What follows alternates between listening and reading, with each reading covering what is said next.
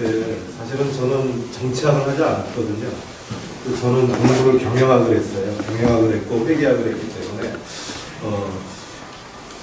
제가 바라보는 시선이 여러분이 알고 있는 내용하고 다를 수도 있겠다라는 생각을 많이 했기 때문에 이 강의를 해야 되나 말아야 되나에 대한 고민을 좀 했습니다. 그런데 이제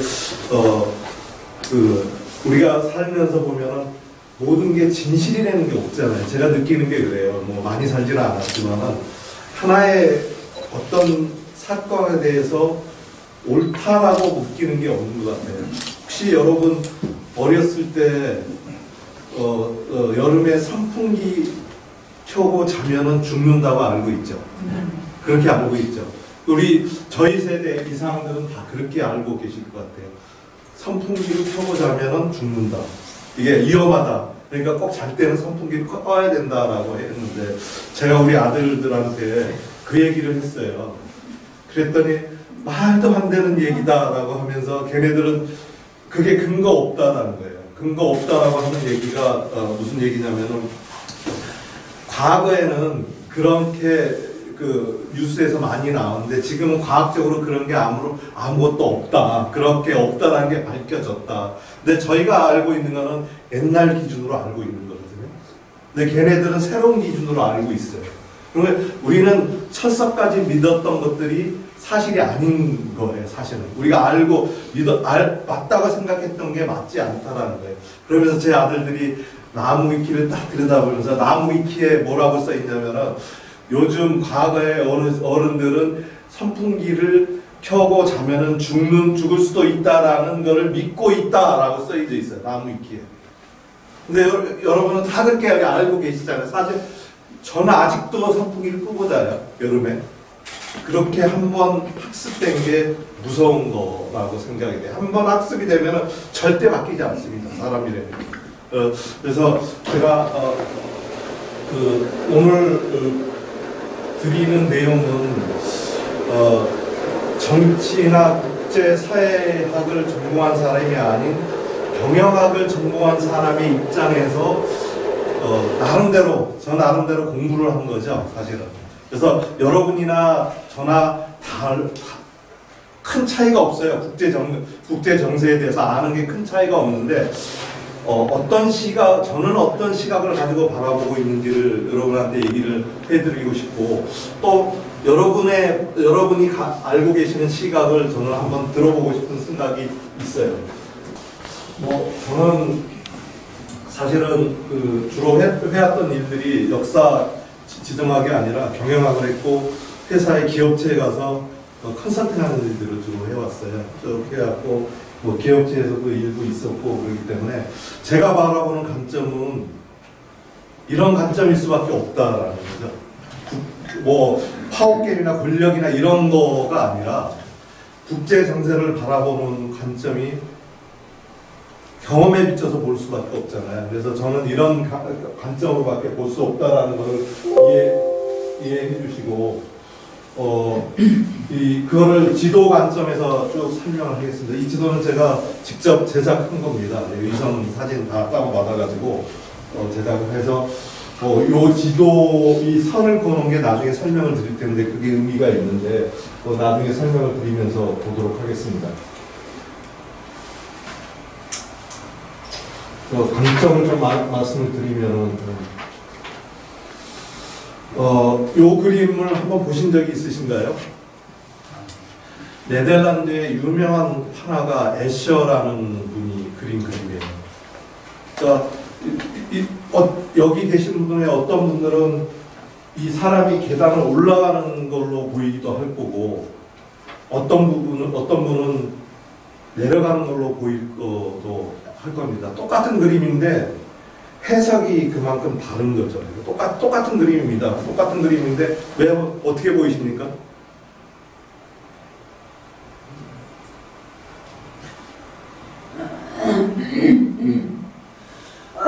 이렇게 보는 거에 무엇이 영향을 줄까가 사실 한번 전체 지정학을 보기 전에 한번 생각을 해보자라는 의미에서 를 보여드리는 거고요.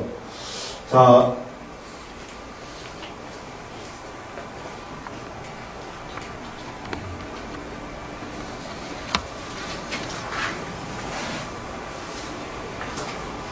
요 아인슈타인의 얼굴이죠. 쭉 보세요. 튀어나왔습니까? 들어갔습니까?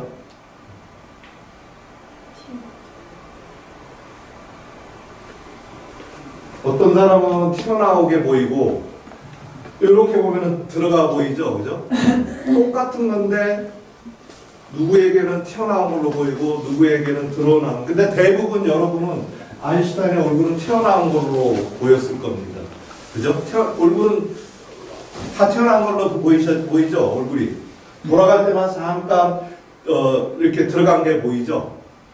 왜 이렇게 될 것인가, 되는가가 사실은 오늘 조금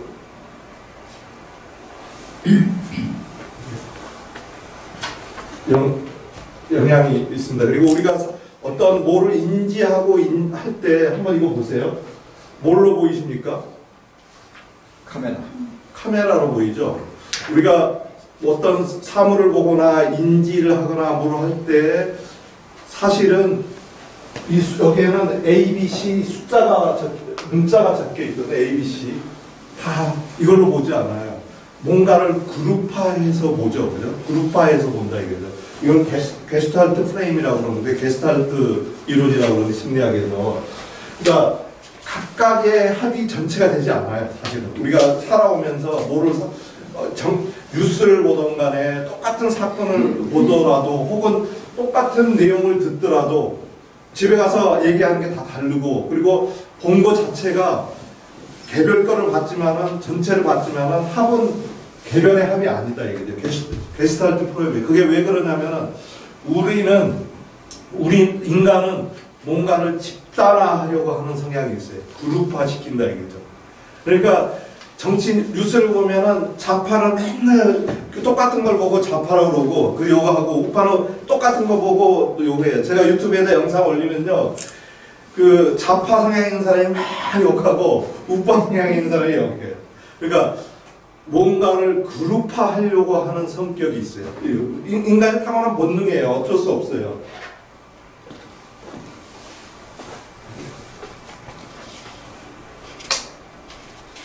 그러니까 집단화를 하려고 하는 건데 집단화를 할 때는 어떻게 집단화를 하냐. 우리가 유유상종 많이 들어봤잖아요. 비슷한 것끼리 집단을 해요. 가까운 것끼리 집단을. 그러니까 그룹해서 본다 이게 가까이 있는 거. 비슷한 것끼리 보려고 하는 성향이 있고, 그 다음에 어떤 연속성을 가지고 보려고 그래요. 끊어서 보려고 하지 않아요. 어떤 자기가 과거에 알고 있는 거나 아니면 어떤 시선을 연속적으로 보려고 해요. 연속성을 가지고 보려고 하고, 뭔가 마무리가 안 돼 있으면 그걸 마무리시켜서 닫힌 모양으로 보려고 하는 속성이 있습니다. 그래서 어떤 모양을 만들려고 하는 속성이 있어요. 자, 여러분, 이거 보세요. A하고 B하고 C가 있는데 B는 어떻게 그룹해서 보입니까? 가로로 보입니까? 세로로 보입니까? 가로로 보이죠? C는 어때요? 세로로 보이죠? 미미한 차이밖에 없어요. 똑같아요. 이 숫자는 똑같은 걸 가지고 더 한쪽에다 어느 쪽에다 가까이 붙였느냐에 따라서 가로로 보이느냐 세로로 보이느냐예요. 요거하고 똑같은 거라고요. 사실은 이게 근접성의 법칙이에요. 나하고 가까이 있는 거를 묶어서 보려고 해요. 나하고 가까이 있는 거. 그러니까 우리가 그걸 일상생활에서 친구를 사귈 때도 마찬가지예요. 나하고 가까이 있는 사람은 더 친하게 지내는 거지. 멀리 있는 사람, 멀리 있는 사촌은 뭐 이웃보다 못하는 얘기가 이 얘기인 거예요. 또 한번 볼까요? 자, 이거는 가로로 보입니까? 세로로 보입니까? 세로로 보이죠. B는요? 가로로 보이죠. 왜 그럴까요? 유유상종이에요. 유유상종. 비슷한 사람은 비슷한 것을 비슷한 것끼리 묶어서 보려는 속성이 있어요. 비슷한 것은 비슷한 것끼리 묶어서 보는 속성이 있어요. 그러니까 제가 오늘 보여드리려고 하는 거는 정치를 전공한 사람들은 그 관점에서 보기 때문에 다 하는 사람마다 하는 얘기가 다 똑같아요. 그죠? 유튜브를 보시면은 저 사람이 이 방송에서 하는 거나 저 방송에서 하는 거나 이 사람이 나와서 하는 거나 큰 차이가 없어요. 그러니까 그건 뭐냐면은 그 사람들이 알고 있는 유사성이 거의 이렇게 되어 있기 때문에 그래요. 이거는 B는 가로죠, 이게. 가로로 보이죠? 유사한 것끼리 묶어서 보입니다. 자, 요거가 무슨 글자로 보입니까? X로 보이죠? X나 W로 보이죠? 점으로 안 보시죠? 우리는 뭔가를 완결 지으려고 해요. 이렇게 무의식적으로 완결. 이거는 어느 쪽으로 새처럼 똑같이 보이죠? 날아가는 것처럼 보이죠? 그런 것처럼 연속적으로 뭔가를 하려고 하는 그런 습관이 있어요. 그 다음에 이거 어떻게 보이십니까? 이거 뭡니까? 세모로 보이시죠? 근데 세모인가요? 실제로 보면 퍼져 있잖아요. 이거 원이 아니잖아요. 근데 우리는 원으로 보려고 한다 이거죠. 그러니까 우리가 사물을 인식할 때 혹은 정보를 인식할 때 그렇게 보는 성향들이 많이 있다는 거죠. 그렇게 봐져요. 그러니까 필연적으로 인간은 진실을 보지 못해요. 진실을 보지 못한, 실제를 보지 못한데 구조적으로 그렇게 돼 있어요. 물리학자가 어느 한 물리학자가 우리가 보는 건 다 가짜라고 허상이다라고 얘기하는 게 그건데, 우리 눈에 들어온 거는 일단 빛을 굴절시켜서 들어오는 거고, 정보도 사실은 한번 굴절돼서 들어온 거기 때문에 실제하고는 똑같은 게 하나도 없다라고 인지를 하고, 뉴스를 보든지 유튜브를 보시든지 아니면 누가 어떤 정보를 보실 때 그렇게 하셔야 된다라는 관점에서 말씀을 드리는 겁니다. 자, 그 다음에 왜 그럴까? 왜 그렇게 왜곡돼서 보게 될까라는 거를 좀 말씀드리면은 두 가지 요인이 있어요. 학습된 거. 그러니까 아는 만큼 보인다고 그러잖아요. 내가 학습된 거. 아까 선풍기 틀면은, 틀고 자면은 죽는다고요. 저는 그렇게 느껴요. 여러분 지하철 타고 가시면은 우리는 교육을 어떻게 받으셨습니까? 좌측 통행입니까? 우측 통행입니까? 좌측 통행이죠. 저도 가끔 무의식 중에 좌측으로 올라가요. 좌측 통행을 해요. 무의식 중에. 그게 몸에 한 번 학습되면은 그렇게 가는 거예요. 요즘 젊은 애들은 다 우측 통행이죠. 걔네들은 좌측을 안 배웠기 때문에 우측으로 가요. 근데 지하철에 계단 같은 데 보면은 간혹 나이 드신 분들이 그냥 습관적으로 간다고, 무의식적으로. 그게 학습된 편견이다. 이게 학습된 편견. 그러니까 그런 것들이 몸에 배 있어요. 이게 이제 파란 원숭이 실험이라고 게리 하멜, MIT의 게리 하멜 경영학 교수인데 그 양반이 실험을 했어요. 어떤 실험을 했냐면 원숭이를 우리에다 갖다 놓고 한 마리를 갖다 놓고 하루를 굶겨요. 그리고 위에다 바나나를 하나 이렇게 철막에다 갖다 놓고 걸어 놓습니다. 그러면 배가 고프니까 바나나를 먹으러 갈 거 아니에요. 그러면은 이 원숭이한테 뭐를 학습시키냐면은 물을 확 끼얹어요. 뜨거운 물을 확 끼얹으니까 얘가 깜짝 놀라서 못 먹잖아요. 못 먹어요. 그 다음 원숭이도 들여보내서 그걸 학습을 시켜요. 그거를 물을 부니까 또 못 먹어요. 못 먹고 나가죠. 못 먹어요. 또 네 번째, 5마리를 다 해서 학습을 어떻게 시냐면은, 야, 저 바나나 먹으면은 물이 떨어져 라고, 뜨거운 물이 떨어지니까 먹으면 안 돼 라고 학습을 시켜놨어요. 그리고 나서 이 5마리를 빼고, 5마리 중에 한 마리를 빼고 이 경험을 안 한 새로운 한 마리를 이렇게 갖다 놓습니다. 그러면은 바나나를 갖다 놓으면 새로운 한 마리가 이렇게 올라가죠. 바나나 먹으러 갈까? 내 경험이 안 됐으니까. 그러면 누가 말릴까요?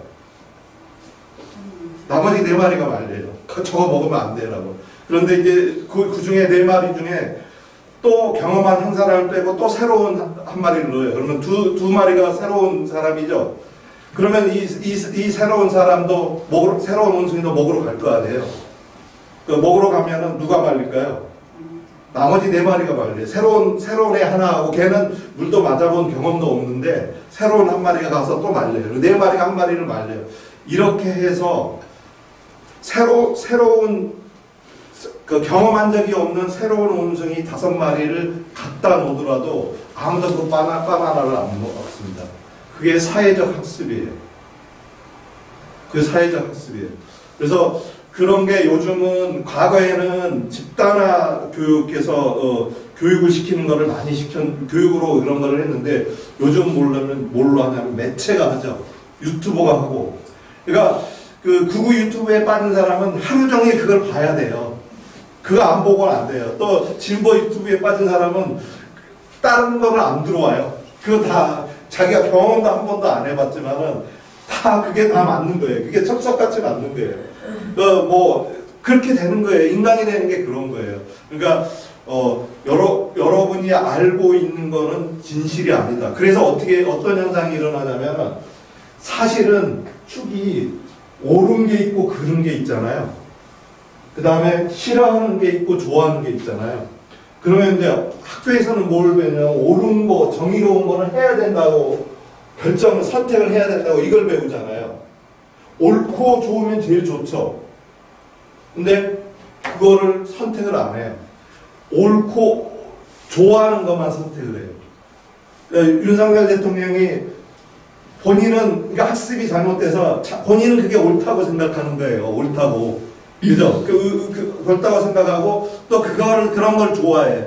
그 검찰총장으로 있었을 때 밑에서 떠받쳐주고 올라와서 대통령 되니까 다 그럴 줄 알았는데 국민은 그렇지 않잖아요. 그걸 좋아하는데 자기가 옳다고 믿으니까 그걸 하는 거거든요.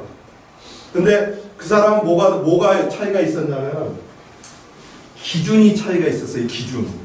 그러니까 옳다고 하는 기준이 사람마다 다 달라요. 뭐가 옳은지 이게 공통된 기준이 검찰에서 학습된 기준을 가지고 교육을 받았고 군에서 받은 사람하고 일반 회사에서 받은 사람하고 사회에서 받은 사람 이게 다르단 말이에요. 그러니까 다른 기준을 들이대면 어떻게 되느냐? 기준이 다르면 뭐가 될까요? 그게 뭔지 아세요? 기준이 다른 걸 서로 이게 가정에서도 아버지 기준하고 아들의 기준이 달라요. 야, 밥 먹으면서 핸드폰 하지 마. 이게 아버지 기준이잖아요. TV 보면서 옛날에 저는 그렇게 많이 들어요. 야, TV 보면서 밥 먹지 마, 딴짓하지 마. 이런 걸 많이 들을 거예요. 그 얘기를 많이 들었어요. 우리 아버지 어머니는 그런 기준으로 살았어요.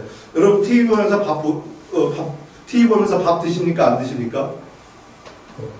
먹죠. 기준이 바뀌었어요. 시간이 흐름에 따라 기준이 바뀌었어요. 그 기준이 다르면은 뭐가 되냐면은 다른 기준을 들이대면 폭력이 됩니다. 상대방에게 내가 가지고 있는 기준을 다른 사람한테 해서 따르라고 하면 폭력. 그게 갈등의 원인이고 그거는 개인이나 사회나 기업이나 국가나 국제 질서가 똑같다 이거죠.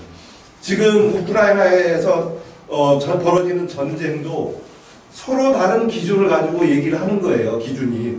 나는 내가 이게 옳다라고 기준을 얘기하고 미국 니네들 말이야 약속도 안 지키고 무슨 협약도 안 지켰고 니네 믿을 수 없어. 그리고 이쪽에서는 야 러시아 니네는 뭐 믿을 수가 없어 이런 거잖아요. 중동도 마찬가지고 동아시아도 마찬가지예요. 대만하고 중국하고 서로 간에 니네가 잘못했다고 그러지 네 말이 맞아 이렇게 하지 않잖아요. 왜냐하면 기준점이 다르기 때문에 기준이 다르면 반드시 폭력이 일어나고 전쟁이 일어납니다. 그게 역사가 말해줘요. 역사가 말해줘요. 그래서 그 기준을 뭘로 볼 거냐가 국제 질서를 보는 혹은 뭐 국제 질서가 아니더라도 이게 중요하다라는 게 이제 제가 말씀드리고 싶은 거고요. 그 다음에 문제를 바라보는 시각이 다른 게 기준도 다르지만 문제가 뭘까요? 문제를 뭘 문제라고 한번 생각해 보셨어요? 무엇을 문제라고 하냐? 문제란 무엇인가? 이걸 한번 평소에 생각해 보신 적 있어요? 문제가 뭘까요? 여러분 회사에서, 여러분 가정에서, 기업에서, 혹은 이번에 윤석열 입장에서 볼 때 문제가 뭘까요? 뭘 문제라고 할 거야? 우리가 평상시에 쓰는 말이지만은 무엇을 문제라고 할 거냐를 디파인 하는 거에서부터 보면 문제는 뭐냐면요. 잘못된 게 문제가 아니에요.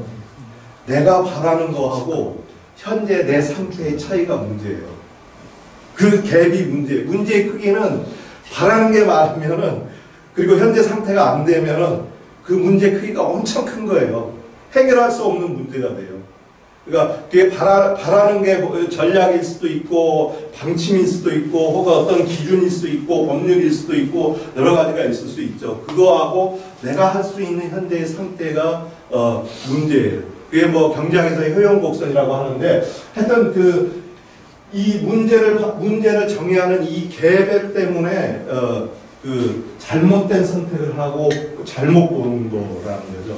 그래서 막 이거는 제가 느낀 건데 국제사회, 국제정치에서도 똑같이 적용되더라라는 걸 말씀드리고 싶습니다. 그리고 또 뭐가 문제냐면은 뭐 우리 사회에 너무 만연하고 있는데 내가 최고라는 생각이 있잖아요. 이게 오래된 책인데 제가 제일 좋아하는 책입니다. 핑켄스타인이 다시 확신하는 순간에 다시 생각하기. 그러니까 최고의 전문가들이 왜 의사결정에 실패하느냐를 100명의 전 세계 CEO 100명을 인터뷰하고 분석해서 나온 책인데 결론은 4가지예요. 그 사람들이 다 잘할 줄 알았는데 무슨 일을 시켜보니까 실패하더라. 그게 뭐냐면 옛날에 카트리나 육군 대장이 카트리나 태풍 미국 왔을 때 그거 비상대책대장으로도 하고 우리 삼성전자 이건희 회장이 자동차 회사 만드는 것도 나오고 뭐 하여튼 전 세계 CEO 100명을 조사를 했어요. 그게 뭐였냐면은 전문가들이 잘못된 생각, 의사결정을 하는 이유가 현재의 상황이 과거에 내가 성공했다고 똑같이 느끼는 거.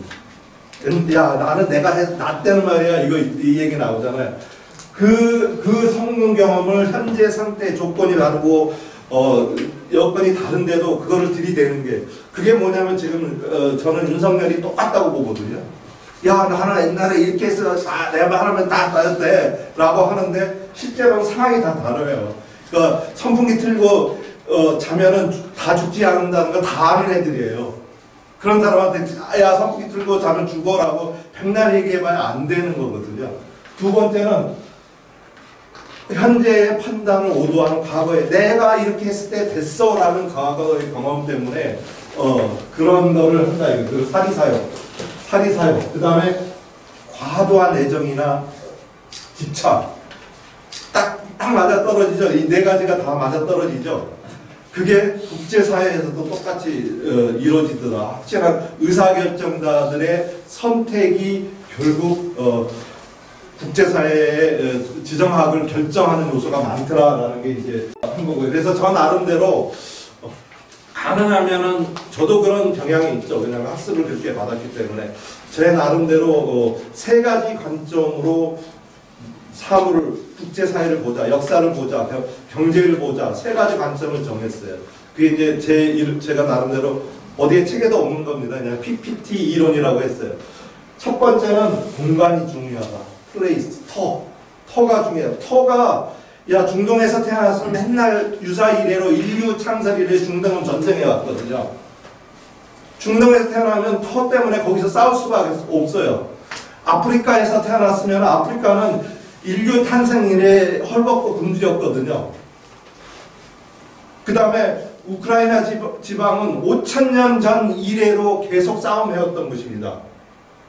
그리고 우리의 그 만주 지방, 홍산문화 많이 여러분 관심 많죠. 거기도 5000년 이래에 싸움해왔더니 최근에 안 하는 거지. 5000년 이래. 그 다음에 이제 그 중국 나중에 나와요. 중국은 최근에 그 대만 문제는 최근에 불거진 거고.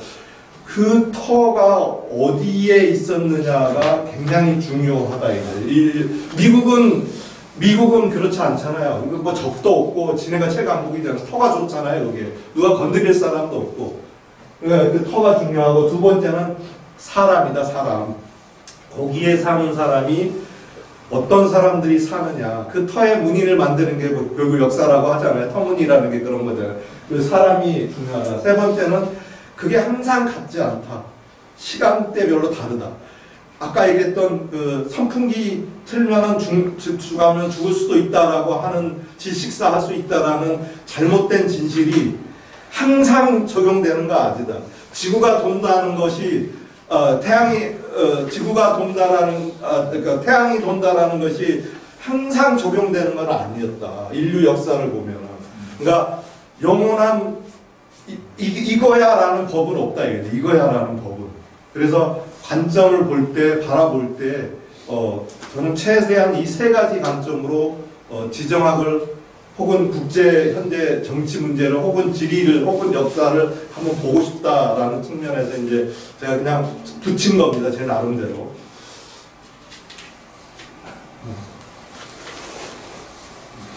그리고 또 하나는 그 메시라는 게 있어요. 메시라는 거는 뭐냐면 mutually exclusive하고 collectively exhaustive하다라는 건데 이제 영어로 하니까 굉장히 그 많죠. 옛날 여러분 수학에서 집합 이론을 배우셨죠? 집합을 하는데 뭔가 이 일의 시작은 분류에서부터 시작되거든요. 아까 비슷한 것끼리 나눴잖아요. 집단화하는 거에서부터 시작해. 분류를 하는데 교집합이 전체를 말할 때 교집합이 생기지 않도록 나눠서 봐야 돼. 모든 일을 나눠서 봐야 된다. 나눠봐야 된다. 유형을 나눠라라는 게 이제 제가 그동안에 훈련되고 학습되고 맥켄지 가면은 이거 나누는데 맥켄지 컨설팅에서 아시죠? 이거 하는데 1년 가르칩니다. 1년. 다니면서 너는 이거 분류만 해. 자료 분류만 해. 이거 1년 가르치는 게 이겁니다. 그러니까 분류를 하되 교집합이 생기지 않도록 다 말해라. 교집합 다 말 안 하면 첫 번째 같이 A, B만 하면 침소봉대하는 거죠. A 갖고 전체이면 A, B가 갖고 전체인 양 얘기하는 게 우리가 정치인들이 그 수도 없이 많이 보잖아요. 일부만 가지고 탁 끄집어내서 나 얘기 전체를 얘기하면 안 된다 이거. 또 분류를 잘못해서 C같이 A에도 속하고 B에도 속하는 게 있을 수 있다 이거죠. 그 다음에 마찬가지로 교집합이 생기는 거예요. 그래서 제가 바라보는 관점은 전체를 포함하되 교집합이 생기지 않도록 분류하려고 노력을 했다라는 것을 지금 앞으로 나오는 것들은 그렇게 말씀을 드리고 싶습니다. 자, 그리고 이제 이 지도를 보면은 역사가 보이고 현재 상태가 보입니다. 지금 그 불빛이 들어오는 데가 지금 이제 유라시아만 맞습니다. 미국은 뭐 아메리카 불빛이 이렇게 쭉 들어와 있는 데가 사람이 몰려 사는 데예요. 나머지는 다 사람이 더 없는 거예요. 지금 위성에서 찍은 사진이거든요. 그래서 불빛이 들어와 있는 데가 사람이 사는 데인데 인류 역사에 빙하기 이후 그 전에도 마찬가지인데 빙하기 이후 인류 역사에 전쟁은 다 여기서 일어났어요. 지금 이렇게 줄 U자 해놓은 이 안에 범위를 벗어나지 않는다 이게. 일 안에 하잖아. 그래서 이거를 지정학적 활성 단층. 그러니까 최초로 전쟁이 일어났던 곳이 이 지역이거든요.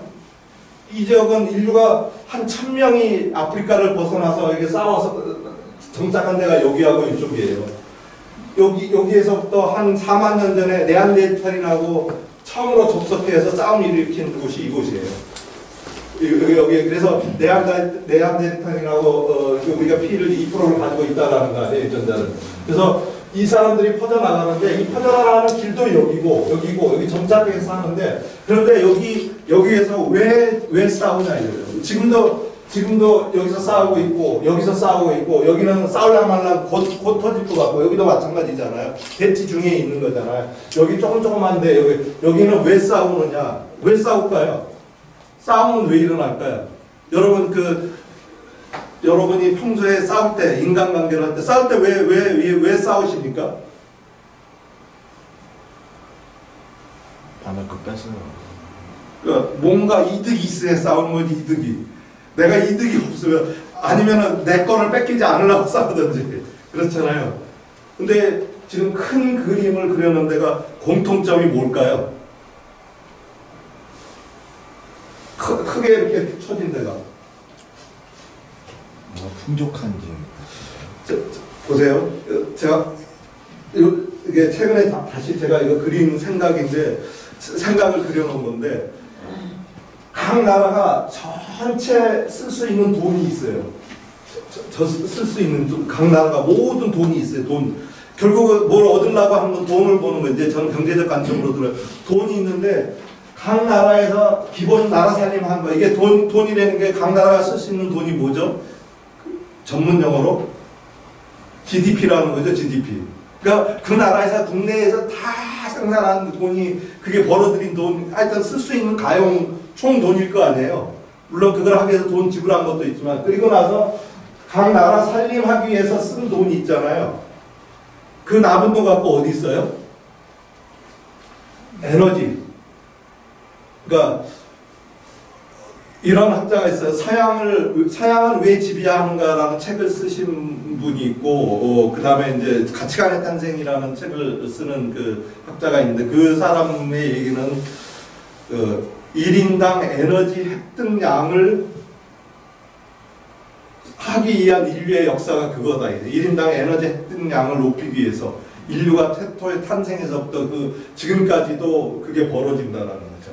그 에너지가 중요하다라는 걸 굉장히 저도 많이 느꼈어요. 옛날에는 맨날 이 상업교육, 기업체에 가서 기업의 재무제표가 어떻고 이런 것만 봤는데 지금 이렇게 세상을 같은 그 시각으로 보니까 야, 내가 몰랐던 그 에너지가 이거는 조족지열 조금이야. 거의 교역되는 양이 조금이에요. 얼마 안 돼요. 에너지가 전체 세계의 부에서 차지하는 비중이 어마무지하더라 이거죠. 두 번째가 뭐냐면 군사, 무기. 평상시에는 그거를 생각을 안 하는데 그 돈에 거래되는 규모가 상상을 초월할 수가 없어요.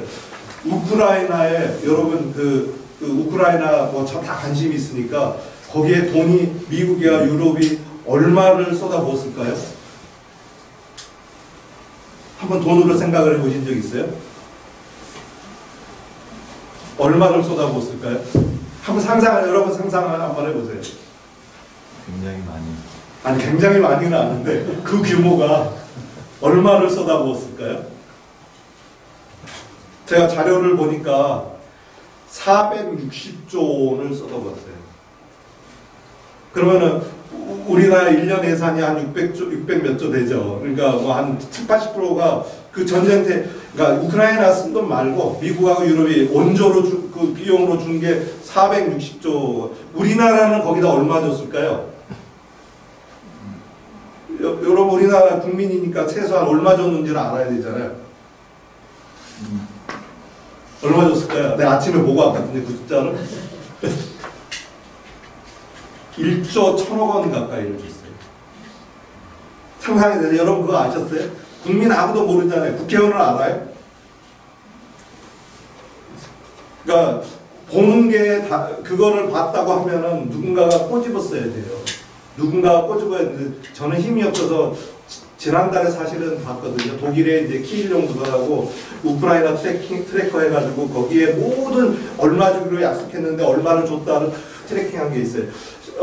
10월 30일자까지 트래킹을 해놨더라고. 그 자료를 아침에 잠깐 봤는데 그게 1조 1,000억 원 정도 돼요. 어마무시하게 우리나라도 준 거예요, 사실은. 그러면 에스토니아나 그쪽에 있는 사람, 거기 있는 나라보다 더 줬어요. 그 나라는 적긴 하지만은 당사국보다 더 줬다. 그 다음에 중요한 게 식량이다, 이 식량.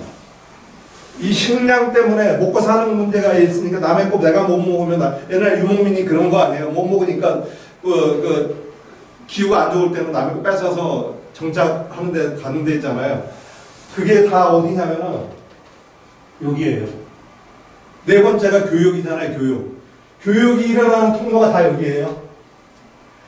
그러니까 지금 현재 보시면은 아까 에너지가 있는 곳이 다 이거예요. 여기고 여기에요. 여기는 없지만은 여기 이 큰 요 조그만 데도 다 에너지가 제일 커요. 이거를 누가 기득권을 가지고 차지할 거냐가 사실은 표면적인 이유하고 다른 내면에 들어 있는 거다 이거죠. 자, 460조가 여기서만 460조가 지네가 쓴 거에 있으니까 500조 가까이가 써져졌잖아요. 여기에 500조 갖다 부으려고 그러면 500조는 어디서 사와야 되잖아요. 있는 걸 주더라도 어디 채워야 되잖아요. 그 500조가 산업이 만들어진 거예요. 500조 산업이. 그렇잖아요. 돈으로 보면. 그러니까 인류애나 이런 걸 보지 않고 돈으로 보면 500조가 만들어졌대요. 500조가. 자, 여기는 알다시피 여기도 에너지 누가 차지하느냐 헤게모니 있잖아요. 이것 때문에 2차 세계대전 이후 내내 여기는 싸우는 거 아니에요. 그죠? 그 다음에 여기도 이면에는 지정학적인 것도 있지만은 여기에도 에너지가 무지하게 많아요. 엄청나게 많아요. 여기 카스피해 분지라고 석유 분지가 이렇게 있어요. 여기. 그래서 여기 에너지가 엄청나게 많아요. 그래서 첫 번째 에너지 문제 제가 바라보는 관점은 그래서 다 그걸로 보는 거예요. 에너지 문제가 있고 두 번째는 여기서 싸워줘야지 산업이 발전한다. 산업이 그러니까 모든 전쟁은 여기서 일어났어요. 그러니까 인류가 최초의 유목민을 농민하고 유목민들이 만난 데가 어디냐면은 그 말을 유목민이 된다. 그 사냥꾼들하고 농민이 만나서 유목을 시작하는 데가 어디냐면 지금으로부터 그 한 4,000년 전에 드네프르 강 있잖아요. 드네프르 강 사곡에서 처음으로 만나서 소를 아나톨리아 반도에서 끌고 온 농부들이 일로 가서 여기에다가 소를 키우는 것을 가르쳐줘요. 그전에는 소를 키우지 않았어요. 왜 그러냐면은 거기는 소뼈가 안 나왔어요. 그 유물을 파보면 다 말뼈만 나왔어요. 말을 식용으로 썼어요. 그 다음에 오록스라고 그래가지고 지금 멸종한 소의 조상들 뼈들만 나왔어요. 그게 3,000년 전에 보니까 이제 소를 길들인 뼈, 양은 한 2,500년 이후에 나와요. 양이 없었어요, 거기에는. 그러니까 그걸 두고 싸운 데가 바로 우크라이나의 이쪽이에요. 우크라이나 딱 드네프르 가는 거기가 드네프르 문화가 형성이 됐거든요. 그래서 또 하나는 재밌는 게 뭐냐면은 노예가 영어로 뭐죠? 슬레이브죠. 슬레이브의 발상지가 여기입니다. 여기. 슬레이브의 발상지가 여기예요. 그러니까 그 슬레이브 싸움이 일어나는 그 게르만족이 여기서 있다 일로 넘어와서 얘네들을 데리고 비잔틴 가서 팔아먹는 걸 해요. 그래서 노예라는 말이 그 슬라브족을 끌고 가서 비잔틴 제국 가서 팔아먹었기 때문에 슬레이브라는 용어가 나왔어요. 그런 형태로 여기에는 식량 전쟁이 여기가 치열해요. 여기도 다 여기는 먹을 게 없고 여기는 먹을 게 풍부하거든요. 근데 과거에는 여기가 먹을 게가 없었어요. 과거에는 여기 숲이 더 밑으로 내려와 있었기 때문에 기후 때문에 먹을 게 없었고 과거는 뭐 한 2만 년 전, 만 년 전, 15,000년 전까지만 해도 저기는 얼음으로 덮여져 있었기 때문에 그렇다 이거. 그러니까 터가 그만큼 중요하다 이거. 터가 이 터는 전쟁이 일어날 수밖에 없어요. 두 번째는 변경이라고 해요. 프론티어. 이게 접경에 항상 다른 세력이 만나는 지역이 여기다 이거예요. 그러니까 지정학적으로, 지리적으로 저기는 싸움이 있을 수밖에 없는 것이에요. 그러면 인류의 모든 유전자는 어디서 분포화됐냐? 지금 여기서부터 이란 요 부분 있죠? 이쪽에 모여 살다가 분포화된 거예요. 대부분 유전자들이. 남성 유전자를 보면은. 그러니까 집합적이기 때문에 여기가 유전자가 다양하죠. 그래서 이런 관점에 시작을 하는데 최근에 들어와서 미국이 과거에는 2차 대전 이후에는 1차 세계대전 이후에는 이걸 누가 주도했습니까? 미국하고 유럽이 주도를 했죠. 근데 지금은 그 주도를 못하고 있죠.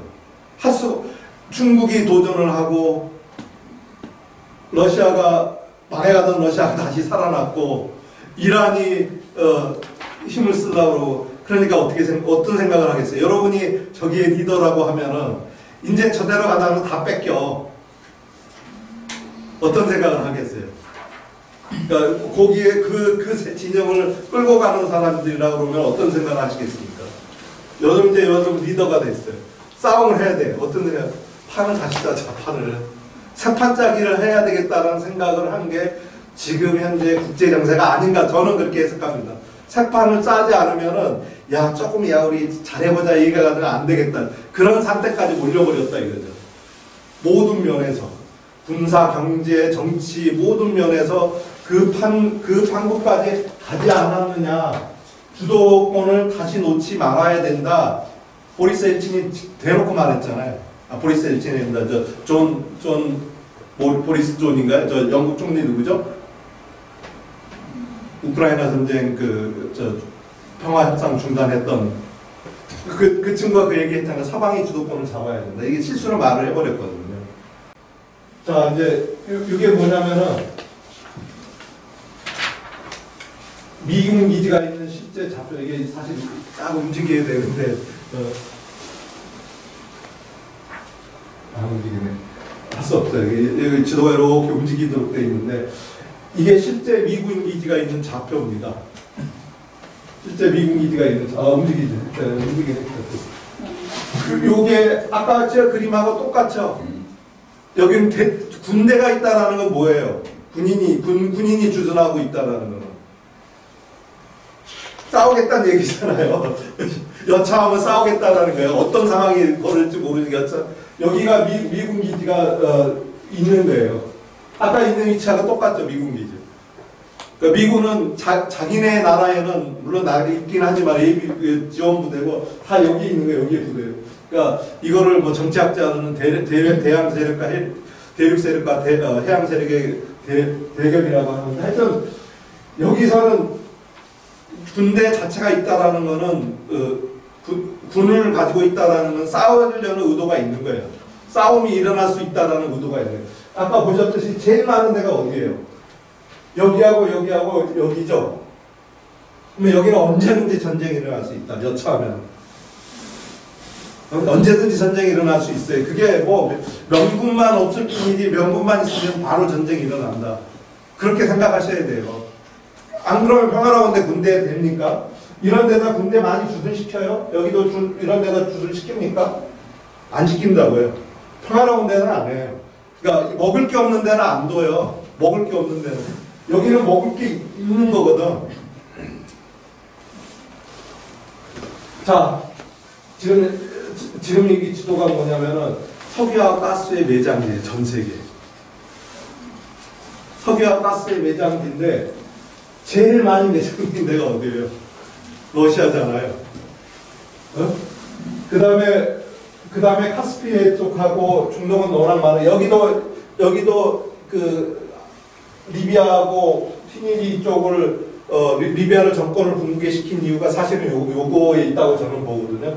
여기 보면은 갖고 싶어하는 그 애가 있고 뭐가 있어요? 맞고 싶은 게 있어요. 얘가 힘이 세질 것 같아. 이거 팔아먹고 힘이 세질 것 같으면은 전략가 입장에서 보면 제가 어떻게라도 저 팔아갖고 힘을 못 쓰게 해야 될 텐데 할 거 아니에요.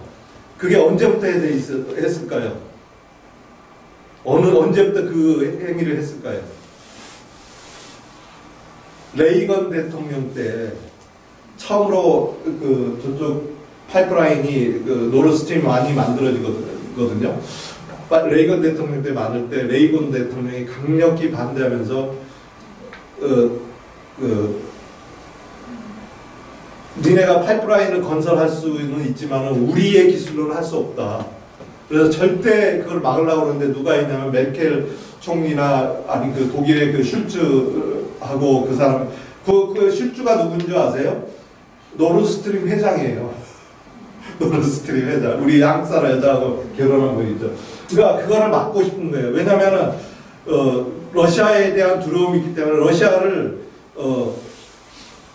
힘이 없는 상태로 나눠두고 싶어요. 그래서 초기에 소련이 붕괴됐을 때는 누가 가서 저걸 다 해를 쳐먹는 게 어떠냐면은 조지 소로스가 그 엘친의 고문이었습니다. 그리고 서방의 그 투자 자문회사들이 다 들어가서 다 민영화를 시켜요. 민영화를. 그걸 다 민영화를 시키는데 이제 그 자문을 누가 해주냐면은 서방의 투자회사들이 해요. 그때 민영화 시키면서 바우체 우리도 했죠. 국민주. 한전민주. 그거 혹시 여러분 그거 기억나시는지 모르겠는데 그런 아시는 세대에 국민주 발행해갖고 다 민영화 시켰잖아요. 그거를. 옛날 국민은행도 그렇고 한전도 그렇고 뭐 산업은행도 그렇고 국민주 발행 많이 했었거든요. 그 민영화에는 부정부패가 따릅니다. 그때 나온 그 사람들이 누구냐면은 올리가르히라고 그래서 과도 정치인들이에요. 그 국민들은 여러분 그때 그 당시에 국민제 할 때 국민주가 뭔 줄 아셨어요? 줄 서서 뭐 사긴 했지만 조금 배당해 주잖아요. 그걸 뭉태기로 사간 세력이 있었다 이거죠. 그걸 알고 서방 자본하고 결탁한 과도 정치인들이에요. 그게 올리가르인데 그 당시에 푸틴이 정보부장 하다가 엘친 말기에 뭐 했냐면 부통령을 했거든요. 그러면서 그걸 다 지켜다 봤어요. 이게 내가 가만 안 놔둔다 얘네들. 그래서 누구 뭐 독살 얘기 나오고 하는 얘기가 걔네들을 아작을 내버렸어요. 그래서 다시 다 국유화를 시켜버렸어요. 그러니까 그 당시에 소련의 백성들은, 국민들은 거의 굶주리며 물가가 1994년도에 물가가 얼마나 올랐을 것 같아요? 항상 몇 프로 올랐을 것 같아요? 공산화가 무너지면서. 상상을 한번 해보세요. 물가가 얼마나 올랐을지. 2300%가 올랐습니다. 2300%. 그러니까 뭐 사람이 생활할 수가 있었겠냐 이게. 그 다음에 우크라이나는 물가가 얼마나 올랐을 것 같아요? 물가가 10,000% 올랐습니다. 그걸 누가 해본 거냐? 우크라이나가 부패가 제일 심한데 나중에 얘기하겠지만 물가가 10,000%가 올랐어요. 그러니까 그런 상태로 다 망가뜨린 게 엘친 대통령 기억하시죠? 엘친이 누구하고 또 한 방인 줄 아세요? 엘친이 술 먹고 노래하고 좋아하는 사람. 엘친도 일본 가고 술 먹고 노래하고 그랬었잖아요. 그 나라 완전히 거덜내버렸어요, 엘친이. 소련을 거덜내버렸어요. 그러니까 푸틴이 지금 지지도가 내부에서 80%, 90%, 80% 넘는 거는 그 경험을 해봤거든, 사람들이. 그 경험, 그게 어떤 우리한테 영향을 주는지를 물가가 2300%라고 해보세요. 상상할 수가 없어요. 밥을 먹을 수가 없어요. 그런 상태로 몰고 간 거를 푸틴이 바로 강제로 욕 먹어가면서 그걸 다 뺏어서 국유화한 게 지금 가스프롬하고 무슨 로즈넷입니다. 로즈넷은 국유화했고 로즈넷이 가스프롬을 만들었고 그리고 나서 어떻게 했냐면은 이 중동과 인도와 아프리카의 가스 시장을 장악을 해요. 어떻게 하냐면은 카르텔을 만들면 안 되니까 푸틴이 똑똑한 사람이에요. 뭐냐면 지분 투자를 합니다. 지분 투자. 그래서 인도에 있는 주유소가 한 6,000개를 누가 가지고 있냐면 러시아가 가지고 있어요. 가스프롬이 가지고 있어요. 지분을. 대주주예요. 아프리카에 있는 거를 대주주예요. 그러니까 민주주의 국가에서 그거 어떻게 할 수가 없잖아요. 그러니까 인도가 러시아에 목맬 수밖에 없는 게 그런 거예요. 인도의 주유소 6,000개가 가스프롬이 대주주라 이거죠. 가지고 있는 회사의 6,000개가. 그런 식으로 전 세계 한 200개 이상의 회사들의 지분을 확보하기 시작하는 게 이제 푸틴이 그 짓을 하는 거거든요. 그러면서 여기 카스피에 저기서 조지아 전쟁을 하잖아요. 딴 데는 근데 조지아가 러시아에 최악질 서기장을 배출한대요. 조지아가 누가 나왔습니까? 조지아가? 네? 스탈린이 조지아 출신이에요. 조지아 출신. 그 다음에 여러분은 한 번쯤은 이름을 들어보셨을 거예요. 여러분 연세에 되시면 방송에서 세바르나제. 소련의 세바르나제 외무부 장관. 그게 조지아 출신이에요. 나중에 조지아 대통령도 했죠. 그러니까 그러니까 조지아를 서방은 흔들어야 되고 러시아는 넘어가면 안 되는데요. 러시아는. 거기는 또 자원이 많아요. 여러 가지 이유들이 인종도 다양하고. 하여튼 이거를 가지고 있어야 돼요. 근데 우크라이나 전쟁만 볼 게 아니라 여러분 보세요. 우크라이나 전쟁만 볼 게 아니라 살아남아야 되잖아요. 어느 양 진영이 살아남아야 되잖아요. 미국의 시간이 너무 좀 지나갔나요? 네, 시간이 좀 빨리 하겠습니다. 미국의 입장에서는 정권을 교체하고 싶고 그 다음에 러시아를 붕괴시키고 싶고 고립시키고 싶고 약화시키고 싶고 러시아 입장에서는 생존해야 되고 번영해야 되고 살아남아야 되잖아요. 그러니까 우크라이나 전쟁은 그 사이에 있는 거예요. 그 두 전략을 큰 흐름을 먼저 봐야 된다라는 거죠. 그래서 미국의 전략은 러시아 군사적인 측면에서는 힘을 빼고 군사적으로 힘 못 쓰게 하고 그 다음에 정치적인 측면에서는 고립시키고 그 다음에 경제적인 측면에서는 망가뜨리고 그 다음에 심리적인 측면에서 악마화하고 푸틴을 악마화하고 그래서 몹쓸 나라를 만들어야지 그러기 위해서 460도 투자하는 거예요. 그래서 경제 제재, 러시아산 오일가스, 러시아산 수출 금지, 러시아로 수출하지 마라 막는 게 이거고 그 다음에 악마하는 거는 이스라엘하고 팔레스타인 이중잣대를 가지고 하죠. 그 다음에 텔레그램 제재한다든지 RT를 제재한다든지 그 다음에 러시아 전직 CIA 러시아에 가까운 올바른 소리 하는 CIA 요원을 압수수색 한다든지 유튜브 검열을 엄청 여러분은 유튜브를 안 만드시니까 모르지만 저는 영어 유튜브를 최근에 만들었거든요. 영어 유튜브를 만들어서 이런 국제정세 같은 거를 얘기를 영어로 해가지고 유튜브를 만들었는데 4개 올라갔는데 유튜브에서 통지도 없이 계정을 삭제해버렸어요. 통지도 없이. 그리고 과거에 몇 가지 이스라엘 관련된 거를 영상을 올리잖아요. 강제 삭제. 4개 당했어요.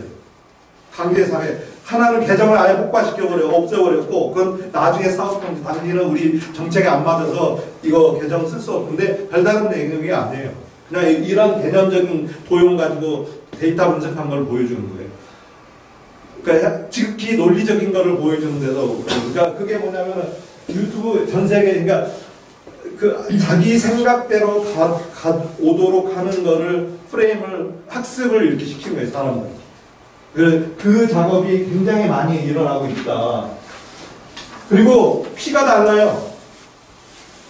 이 두 지역은 피가 다르다. 지배적인 DNA가 이쪽은 두 개의 유전자가 RNA라는 가 지배적이에요. 물론 RNB도 섞여져 있긴 한데 RNA고 서유럽 쪽은 RNB예요. RNB라는 거는 이제 유전자 중에 하플로그룹이라고 그러는데 비슷한 유전자끼리 조상이 같은 유전자를 묶어놓은 거예요. RNB하고 RNA가 다르기 때문에 이건 항상 싸울 수밖에 없어요. 슬라브족이 RNA 유전자를 많이 가지고 있어요. 슬라브족이 그 유전자 중에 서유럽은 RNB, 미국은 거의 다 RNB가 가지고 그래서 RNB는 잔인해요. 제노사이드를 많이 했어요. 인종 학살을 아프리카 가서 영국 애들이 가고 완전히 아장내라 버렸잖아요. 그리고 RNB가 미국으로 건너가서 뭘 했습니까? 인디안들 아장내 났어요. 몇십만 명 되는 거 몇만 명밖에 지금 없어요. 10,000여 명밖에 없어. 몇십만 명 되던 인디안이 아예 종족을 말살시켰어요. 가는 데마다 그랬어요. 그러니까 영국이 가는 데마다 거의 RNB가 영국이 많거든요. 가는 데마다 인종을 많아. 아프리카에서도 엄청나게 밑에서 죽였고. 그러니까 인종이 달라요. RNA는 슬라브족 중심으로 만들어진 거고. 그래서 핀란드는 좀 이것도 재밌는 얘기인데 핀란드는 달라요. 핀란드는 어디하고 가깝냐면 고조선 유전자하고 가까워요. 유전적으로 보면. 이거는 뭐 시간이 없으니까 이게 재밌는 얘기인데 피가 다르다. 이게 싸울 수밖에 없어요. 피가 다르면 싸웠죠. 싸움이 일어날 수밖에 없죠. 그 다음에 이걸 못 팔게 해야 돼. 이거 팔아서 강해지는 꼴을 못 봐. 앞으로 더 강해지는 꼴을 못 보기 때문에 예전처럼 서양 투자 자본이 소로스가 들어가서 고문해가지고 자기들이 투자한 자본이 이득을 뽑아내고 싶은데 그거가 안 되잖아요. 그러니까 그걸 하고 싶은 거예요. 러시아의 힘을 약화시켜서. 근데 이제 푸틴이 그걸 못하게 하니까. 그리고 우크라이나 자원입니다. 여기 까만 게 뭐냐면 흑토지대 토르노잼이라고 해서 그냥 뿌리면 나오는데 뿌리 농사지는 데가 이거고 그 다음에 티타늄 RE가 레어 얼스 엘리멘트라고 해서 히토류하고 여기에 다 몰려 있어요. 그 다음에 여기 가스 분지, 그 다음에 유전, 셀가스가 여기에 있고. 그러니까 여기가 다 몰려 있어요. 돈바스라고 여러분 많이 들어요. 동부전선이라고 들어있죠? 여기에 다 몰려 있어요. 여기 석탄 광산이 까만 게 광산들이거든요. 그 다음에 여기에 석유미 가스 분지, 이게 크림반도에. 여기는 히스토리가 있긴 하지만 별로 없어요. 그러니까 동부전선 요거 차지하고 싶어요. 이 가치가 전체 우크라이나가 1경 6천조예요. 이거는 제가 하는 게 아니라 지질조사국에서 이미 다 돼 있어요. 그래서 그 미국의 그 상원 누구죠? 그 사람이 이게 우크라이나가 우리한테 절대 이 1경 6천조를 러시아나 중국이 사용하게 할 수 없다라는 거예요. 전쟁의 이유가. 우크라이나를 돕자는 게 아니에요. 우크라이나를 도와서 전쟁을, 니네가 불쌍하니까 도와줘, 이게 아니야. 이거를 네가 차지해가지고 부자가 되는 걸 꼴을 못 보겠다는 거죠. 그게 이면에 딱 그게 느껴요. 윈지 그레함인가 그렇죠. 그 사람이 여러 번 방송에서 말을 했어요. 이거가 어마어마한 거죠. 우크라이나는 절대 가난해질 수가 없는 나라예요. 자원 풍부하죠. 러시아가 소련이 붕괴하면서 공업을 그대로 놔두고 왔어요. 공업시설. 그러니까 소련의 최대 공업단지가 여기 있었어요. 그래서 미국의 학자들은 그때 소련 붕괴 시에 우크라이나가 가장 자유롭고 부유한 해방한 러시아에서 소련에 나온 국가 중에 부유한 국가가 될 거라고 했는데 지금 제일 가난하잖아요. 왜 그럴까요? 우크라이나는 인구도 많지 않고 땅덩어리가 크기 때문에 절대 가난해질 수가 없어요. 가난해질 수가 없어요. 아무리 저기 해도 뭐 때문에 그러냐면 부정부패 때문에. 올리가르이, 여기도 올리가르이가 가두 정치인들인데 이 사람들이 땅을 다 차지하고, 그러니까 이 사람들이 뭘 했냐면 무슨 짓을 했냐면은 소련에서 넘은 산업을 완전히 지네가 차지하고, 거기도 이제 바우처 제도를 해서 민영화했을 거 아니에요. 그걸 차지하고 거기서 부를 소비하고 했고, 두 번째는 그러면 이제 외부 자본이 못 들어오게, 그 자기가 차지한 제조업에 못 들어오게 하고, 그러니까 외부 자본들은 어떻게 해요? 부동산이나 토지를 소유하는데 법적으로 토지를 소유할 수가 없으니까 이 토지를 소유한 가두 정치인들한테 돈을 내서 지분을 확보해요. 그래서 상당 부분이 우크라이나 땅 상당 부분이 넘어갔다라는 얘기가 그거예요. 근데 몬산토나 뭐 이런 데서 했다는 얘기는 확인되지 않은 거고, 제가 확인하는 지분 확보하는 자료로는 그런 식으로 가두 정치인이 보유한 땅들, 그 회사들을 지분을 많이 외국 자본들이 했어요. 사우디도 많이 가지고 있고 그래요. 그 다음에 다음 접전지가 뭐냐면은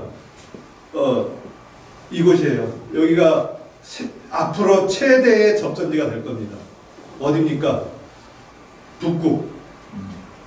북극은 지금 그 야말반도 러시아 서부가 다 여기서 나오거든요.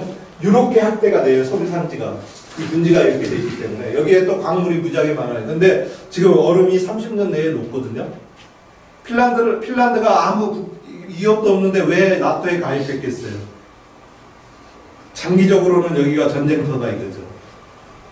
장기적으로는 이놈을 둘러싸고, 지금은 여기에 국경 분쟁이 많아요. 이의젯을 놓고, 그거를 나중에 뭐 기회가 되면은 이의젯 제가 다 그려놓은 게 있는데, 자기 영토라고 주장하는 게 많아요.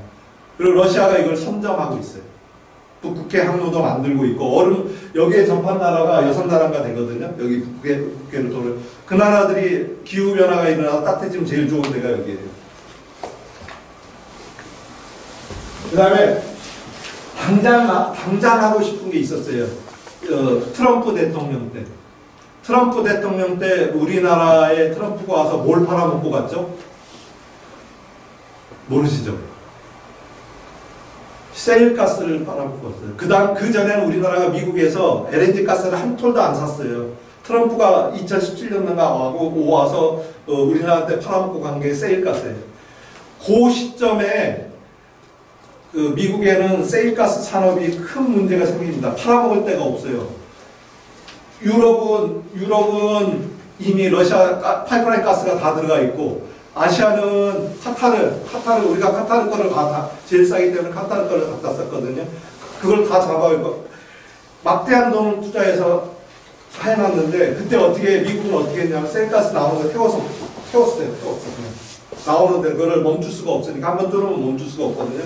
인공위성에서 촬영하면 불나는 게 보일 정도로 태웠어요. 근데 팔아먹어야 되잖아요. 그래서 이제 우리나라 찾아와서 팔러 다닌 게 트럼프였어요.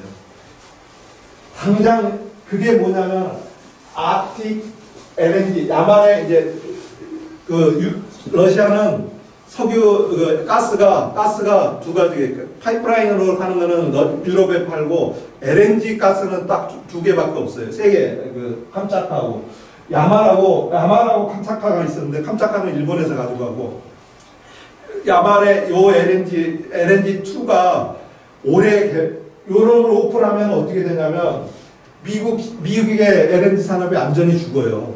가격이 싸기 때문에. 그러니까 얘를 오픈해서 팔 수 없도록 해야 돼요. 지금 당장. 왜냐하면 미국 산업이 죽으니까.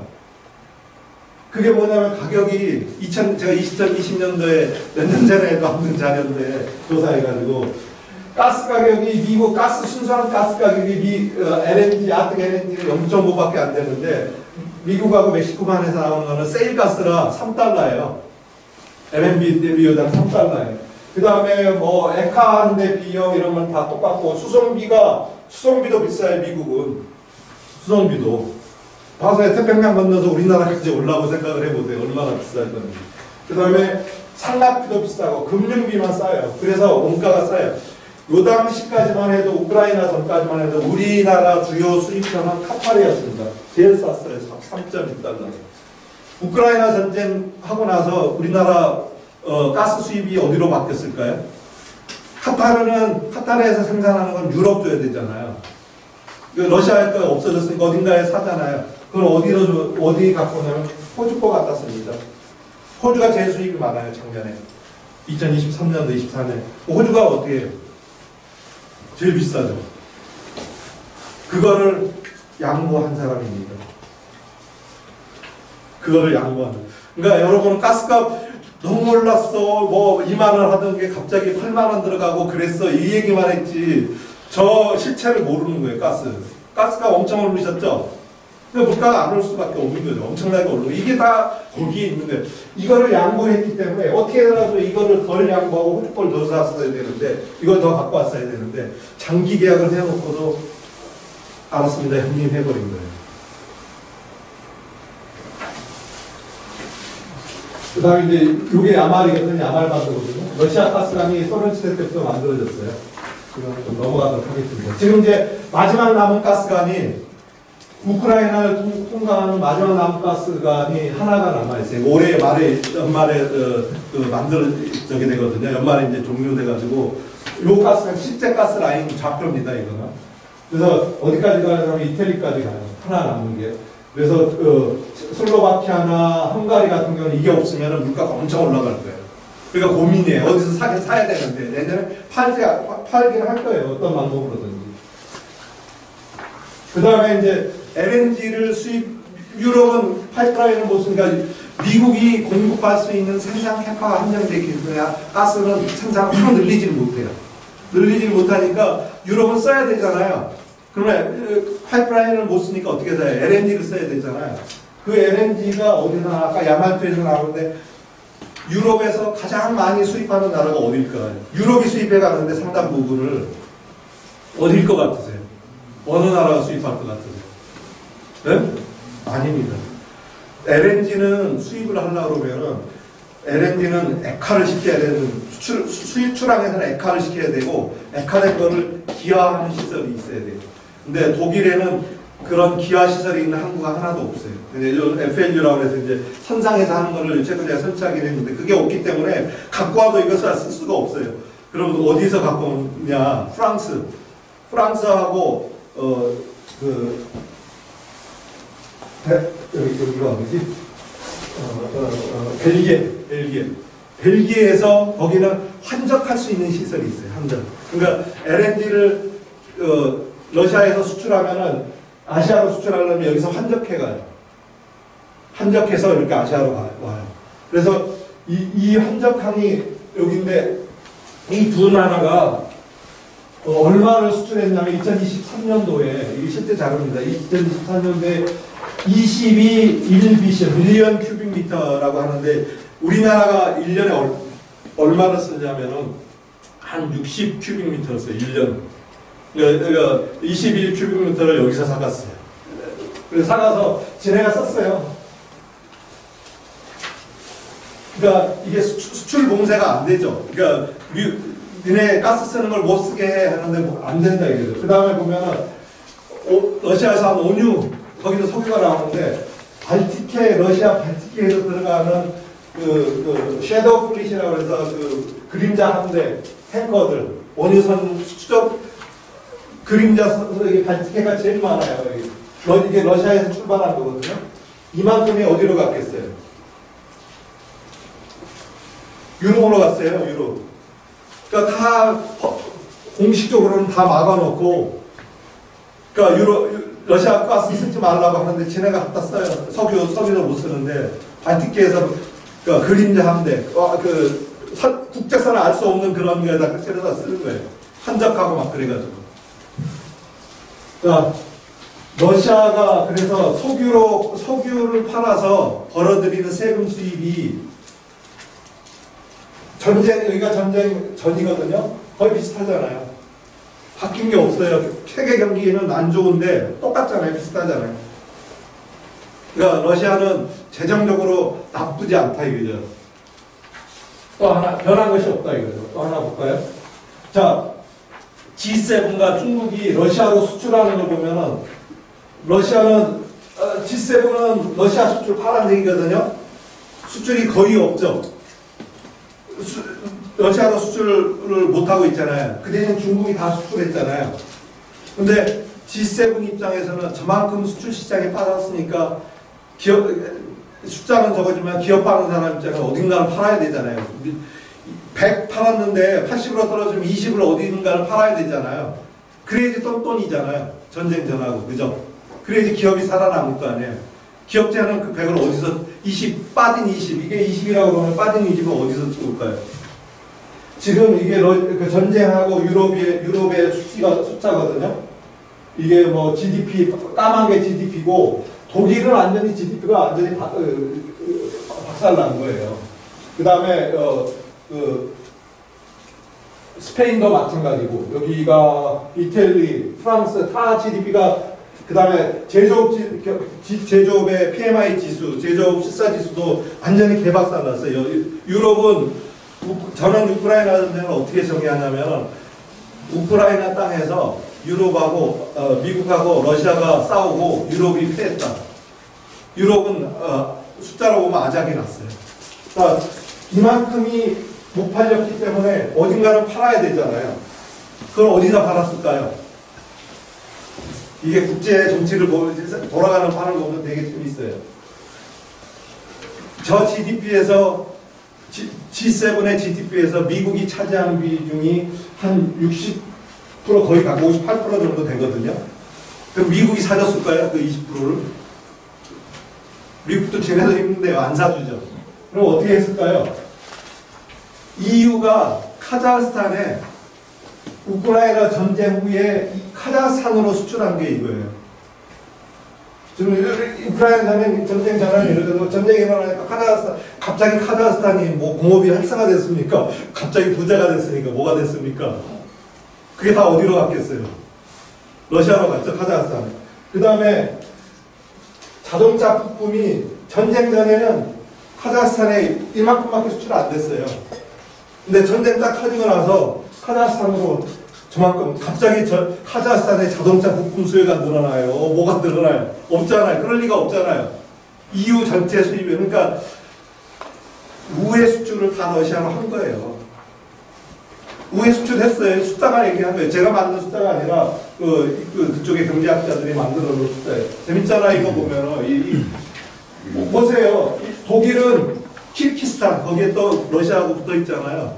키르기스탄은 유목국가예요. 공업이 없어요. 유목국가예요. 옛날에 주치 누구죠? 징기스칸 장남 거기가 있었던 데가 거긴데 유목국가에 산밖에 없는데 초지하고 거기에 독일이 갑자기 전쟁에는 이만큼 수출하다가 왜 이렇게 올라갔을까요? 갑자기 이 나라가 인구 600만밖에 안 되거든요. 독일도 팔고 폴란드도 이만큼 올라갔고 체코도 이렇게 팔고 그 다음에 이탈리아도 이렇게 팔고 오스트리아도 이렇게 팔고 스페인도 팔고 이게 다 어디로 갔겠습니까? 다 러시아로 간 거예요. 러시아 야 수출하지 마. 근데 기업의 입장에서는 그거 안 팔 수가 있어요. 당장 매출 떨어지면 이익 떨어지고 주가 떨어지는데 팔아야죠. 예를 들어서 중국에다가 반도체 장비 네덜란드 회사한테 야 이거 중국에 팔지 마 그러면 지네가 매출 사주나요?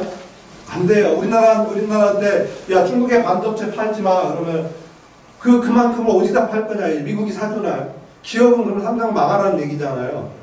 어딘가에 수단과 방법을 가지고 보따리 장사 반도체 해봐야 보따리를 이렇게 갖고 다니면은 추적도 못해요. 보따리 가지고 하면은. 그러니까 그게 안 된다 이거죠. 머릿속에서 생각하는 거 실제는 다르게 올라간다는 거예요. 그 다음에 보시면은 우리는 얼마나 수출했을까요? 우리는 갑자기 이번에 키르기스탄 대통령 계엄령 하는 날 왔죠?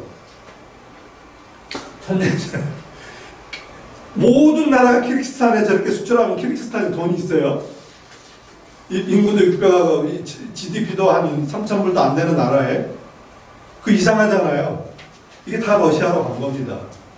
이거 갖고 뭐 만드냐면 미사일 만들고 뭐 만들고 하는 거예요. 우리나라 반도체도 엄청 갔어요. 어디로 세탁했냐면은 그 안다만에 있는 그 거기를 통해 가지고 많이 갔어요. 그것도 내가 추적해 놓은 게 이제 중앙아시아 코카스 지방으로 독일이 수출한 게 키르기스탄, 아르메니아, 조지아, 터키, 카자흐스탄, 아제르바이잔 수출한 게 뭐냐면은 저건 한 80%는 다 러시아로 갔다고 보면 돼요.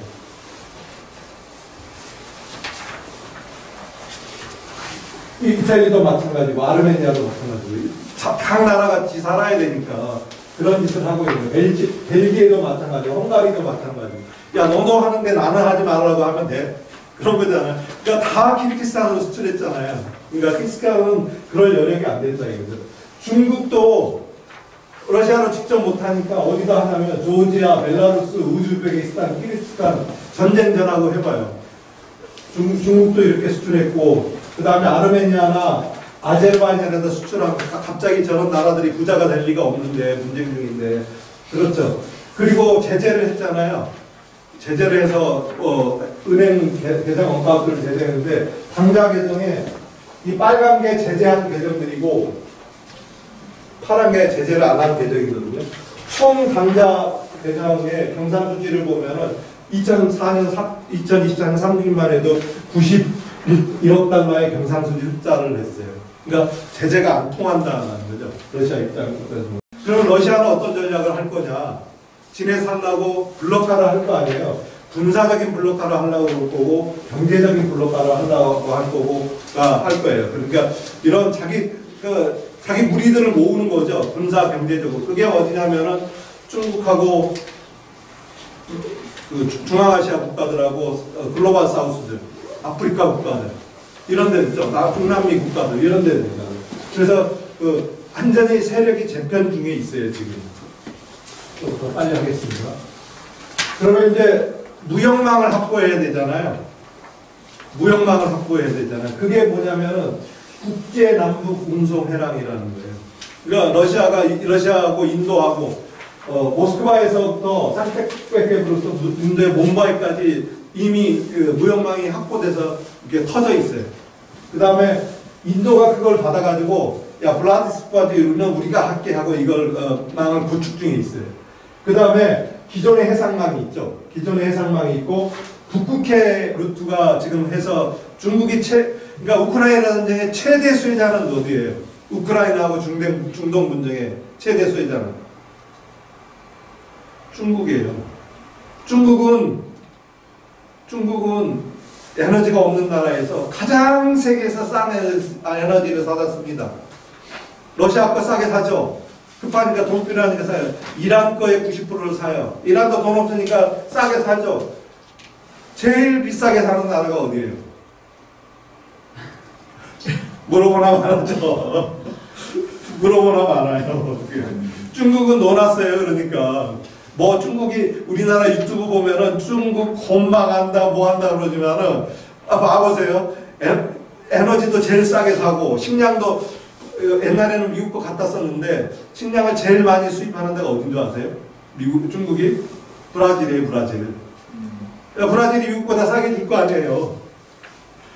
그러니까 중국은 넣어놨어요. 단지 이제 하이테크만 칩만 못 팔게 하니까 그리고 미국이 그러니까 대체 시장을 개발하니까 그거는 조만간 해결이 될 거라고 보는데 그런 거예요. 그래서 요거는 좀 시간이 이게 이제 산트페테르부르크에서 폴고로드하고 이스타한 그다음에 바쿠 그다음에 이란 테헤란을 거쳐가지고 몬바이까지 가는 라인입니다. 이건 이미 오픈돼서 7,000km에 이거 오픈돼서 가고 있어요. 그리고 이제 기존의 라인이 있었고 기존의 해상루트 이걸로 갔었는데 이거를 이제 잘 안 쓰죠. 쓰긴 쓰는데 큰 물량을 하겠는데 이제 미국이 봉쇄하거나 연차할 경우는 이제 그렇게 내륙만을 만들어 놓은 거예요. 이게 14,000km거든요. 7,000km는 좀 절반이잖아요. 시간과 절반으로 시간이 줄어들 수가 있잖아요. 이거를 구축해 놨습니다. 이걸 받아서 인도가 블라디보스토크까지 연결하겠다는 거거든요. 인도도 애매모호한 입장을 취하는 게 러시아 편도 아니고 미국 편도 아니지만은 몸은 러시아에 가 있어요. 인도가 해둔 거고 이거고. 그 다음에 카스피에 중앙아시아를 묶어야 되잖아요. 중앙아시아를 자꾸 미국이 와서 건들려고 하니까 중앙아시아는 완전 내륙국가거든요. 어디로 갈동하는 게 없어요. 그래서 그 물류망을 만들어주는 거예요. 이게 카스피해를 중심으로 해서 운송망을 기차를 배에다 태갖고 이렇게 갑니다. 기차는 지금 현재 이게 다 연결이 돼 있어요. 그 다음에 이란 미사일이 여기서 거꾸로 간 거예요. 일로 갖고 와서 일로. 이란 미사일이. 그 다음에 이게 뭐하고 연결되냐면은, 저기, 1대1로 하고 연결이 돼서, 여기가 교통로의 중심이 되는 거예요. 이게 이제 중국에서 오는 1대1로고, 이게 남북 운송회랑이거든요. 이게 연결이 돼가지고, 이 망을 다 구축을 해놨어요. 그래서 러시아는 어떻게, 그 다음에 북극해 루트. 북극해에서 나오는 석유나 가스 이런 것들을 이제 점점 따뜻해지니까 이 루트로 가면은 유럽에서 블라디보스토크까지 2주도 안 걸려요. 이 루트로 지금 이 루트를 누가 선점하고 있냐면 러시아가 선점하고 있어요. 거기에 핵 세빙선도 만들고 있고 그 세빙선을 가장 많이 가지고 있는 데가 러시아고 겨울에는 얼거든요. 그거를 우리 어디서 만들었냐? 어디서 만들었어요? 대우조선해양에서 만들었어요. 근데 앞으로 어디서 만들어요? 중국에서 만들죠. 우리한테 줄 이유가 없잖아요. 그 최고의 수요처가 세빙선의 수요처가 대우조선해양인데 지금은 이제 수주를 못 받을 겁니다.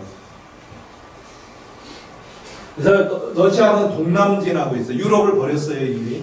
그래서 이 물류망으로 제가 실크로드로 표시를 안 했는데 이 동쪽하고 남쪽으로 연결해서 아시아로 진출합니다. 아시아로 진출하는데 그게 어디냐면은 이제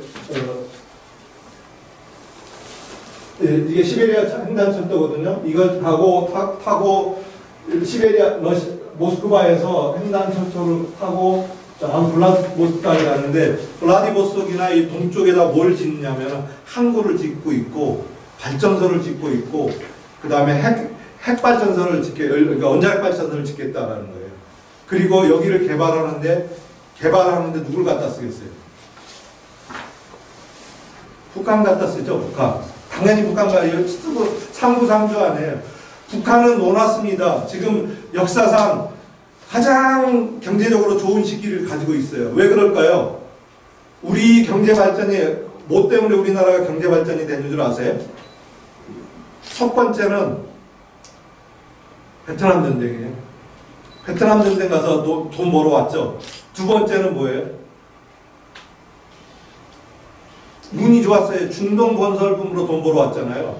세 번째는 뭐예요? 세계 자유화가 되면서 중국에 팔아먹었어요.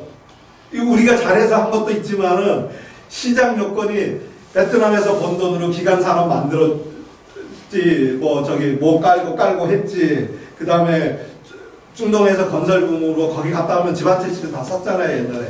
그 못 살던 시절에. 그 다음에 중국이 갑자기 커지니까, 개방하니까 거기다 물건 왕창 팔아가지고 중국 수출하는 거에 절반은 다 우리가 가져왔거든. 근데 지금 그렇게 이제 죽어라고 경쟁해야 되는 거예요. 근데 중국하고 직접 경쟁해야 되는 거예요. 그런 시대에 이제 살고 있다. 그러니까 좋아지기는 쉽지 않다. 경제가 앞으로. 그런 거다, 이게. 그러면 북한의 입장에서는 군수품 10개 군수공장을 푸틴이 왔을 때 10개를 세울 수 있는 부품을 사갔다는 거예요. 군수공장. 뒤에 나오겠지만 하여튼 그러니까 이러면 미국도 뭔가를 해야 되잖아요. 이걸 가만둘 수 없잖아요. 그래서 하는 게 뭐냐면은 뭄바이하고 중동하고 유럽을 연결하는 회랑을 그렇게 만들겠다라고 이제 포럼에서 발표를 했고 그걸 하겠다고 이제 했는데 아무 지금 시작은 안 됐어요. 러시아하고 중국은 이미 그걸 만들어놨고 이거를 어디까지 연결하냐면은 여기 또 하이파를 통해서 그리스까지 연결하는 거를 뭄바이에서 해서 이 사우디를 통과해서 그 회랑을 만들겠다라는 걸 했어요. 그런데 이번에 시리아를 뺏겼잖아요. 러시아한테는 아픈 소리예요. 시리아한테 뺏긴 게 왜 아픈 소리냐면 과거에 카타르에 있는 원유를 가스를 통해서 유럽에다 보내는 거를 계획을 했었어요. 터키를 통과해서. 근데 이게 누가 안 됐냐면 러시아하고 시리아가 안 된다. 러시아는 왜 하냐면 지네 거 팔아먹어야 되니까. 할 수 없다. 그래서 이걸 막아버렸어요. 그리고 아랍 가스 파이프라인이라고 해서 시리아 타면 요르단하고 시리아를 통과해야 되거든요. 요것도 못했어요. 시리아가 반대 때문에. 근데 이번에 시리아가 망해서 이거 하겠어요? 안 하겠어요? 이거는 차지하더라도 이거는 하려고 할 거 아니에요. 그리고 지금 뭘 계획하고 있냐면은 미국은 이라크 땅을 가로질러서 가는 루트를 하나 더 개발하려고 해요. 무역로로. 그러니까 여기 치열한 돈 전쟁이 일어나는 거예요. 그러니까 여기를 뺏긴 거는 이란하고 시리아한테, 러시아한테는 치명적인 시리아를 뺏긴 거는 그러니까 작전이 고도인 거죠, 미국이. 이쪽을 조금 평화하는로 가는 척하면서 이쪽에다가 완전히 몰아줘가지고 거기에 터키가 중간에 낀 거잖아요. 하여튼 그렇습니다. 이란이라는 거는 러시아가 절대 포기할 수가 없는 곳이에요. 이란은 지정학적으로, 지리적으로도 그렇고 이란은 랜드 브릿지예요. 러시아나 어디가 가운데 딱 들어가 있는 랜드 브릿지예요. 그래서 여기를 절대 포기할 수 없는 거죠. 그러니까 여기다가 러시아 입장에서는 여기를 살려야 돼요. 무조건 살려야 돼. 이란은. 그러니까 지정학적으로 그럴 수밖에 없어요. 그래서 시리아 붕괴는 지금 여기에 러시아도 문제지만 이란도 레바논에 있는 헤즈볼라나 이런 데다 무기 공급을 못 하잖아요. 막 막혀버렸잖아요. 그래서 상당히 여기 중동은 안 좋게 이란하고는 안 좋게 통할 거다. 그 다음에 한반도 쪽은 뭐 이제 간단하게만 하면은 동아시아 쪽은 이 동중국해 분지에 우리 7강구가 여기 있죠.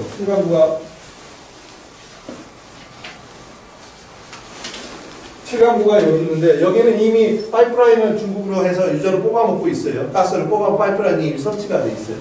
여기에 어마무시한 자원이 들어가 있는데 근데 우리하고 한이 공동개발구역은 내년인가 언제 끝날 거예요. 이게. 그래서 그 동해에 집중할 게 아니라 여기에 발 얹어갖고 하나라도 또 뽑아먹어서 우리 또 소유권이라도 주장해야 되는데 그걸 포기하고 있다라는 게 이제 지금 현재 여기 저 녹색 분지가 이게 다 얘네들은 구획을 나눠갖고 여기 얼마 매장됐다 얼마 다 분석을 해놨어요. 그 다음에 이제 매듭으로 조금 더 하면 시간이 많이 지나서 제가 느끼기에는 한국 전쟁 이후에 우크라이나 전쟁이 느끼는 가장 위험한 시기인 것 같다. 우리나라 현재 상태로 가장 위험한 이번에 이상한 사건까지 터졌고 국가를 위험에 빠뜨린 거는 북한 여태까지 한 번도 북한이었던 적이 없어요. 6.25 때 빼고는 누구였냐면 엘리트